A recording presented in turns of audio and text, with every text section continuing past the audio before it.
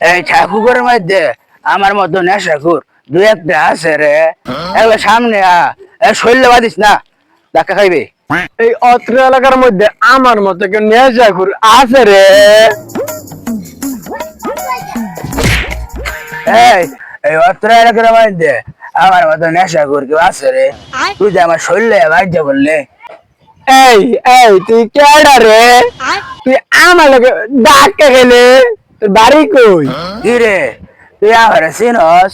তুই যে আমার বক্তাছস। তুই ধাক্কা খায়া আমার এই বহস।